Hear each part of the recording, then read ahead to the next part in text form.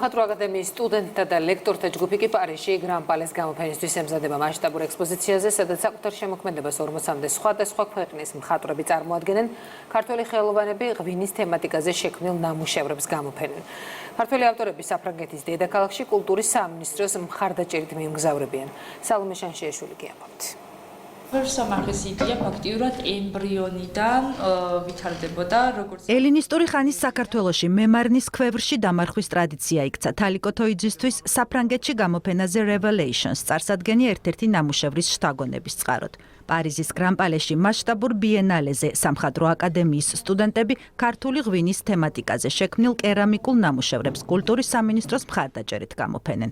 მეორე ნამუშევარი წარმოადგენს ქვევრის საწყის. ყურძენი და ქვევრი იმდენად მრგვალი ოვალური ფორმის არის, რომ დომინანტი არის ფაქტიურად ერთმანეთის და სინთეზი ამის მოვახდინე. ამფორა იყო ჩემი ინსპირაცია, რომელზედაც გადავიტანე ყურძნის დეტალები და ვაზის ელემენტები. ასევე მაქვს დიდი ზომის ნამუშევარი და მესამე ნამუშევარი არის რაჭაში აღმოჩენილი ბრინჯაოს ბალთების მოტივებზე კერამიკული სანათი. ეს არის მაგალითად ქართული ფარდაგებიდან ამოღებული ორნამენტი. აბრეშომის ქაღალდის და თექის სინთეზით შექმნილი ფრაგმენტი სხვადასხვა მეთოდით, მათ შორის ტექსტილის, მხატვრის საავტორო ტექნიკით შესრულებული დიდი პანოს ნაწილია. ეკატერინე გეგუჩაძის მიერ სტუდენტების დახმარებით ყურძნის მოტივებზე შექმნილი კედლის დეკორაცია პარიზში ავტორის მიერ შერეული მასალითა და ტექნიკით შესრულებულ სხვა ნამუშევრებთან ერთად გამოიფინება.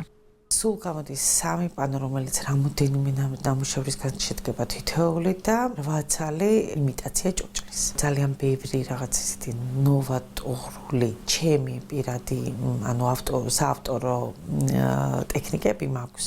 ძალიან საინტერესო გამოვიდა შერწყმა. Revelation სულ ტარდებოდა პარიზში და შარშან ჩატარდა ჩინეთში. საფრანგეთის მხარეს ისე მოეწონა ჩვენი ნამუშევრები, რომ გადაწყვიტეს, რომ მომავალ წელსაც დავეპატიჟებინეთ. სამხატვრო აკადემიის ტექსტილისა და კერამიკის მხატვართა ჯგუფის ექსპოზიციას გრან პალეში მასშტაბური სივრცე დაეთმობა. ქართული ღვინის თემატიკაზე საგანგებოდ ბიენალესთვის შექმნილი ნამუშევრები პარიზში კულტურის სამინისტროს მხარდაჭერით 21-დან 25 მაისამდე სხვადასხვა ქვეყნის 500-მდე ავტორის შემოქმედების გვერდით გამოიფინება.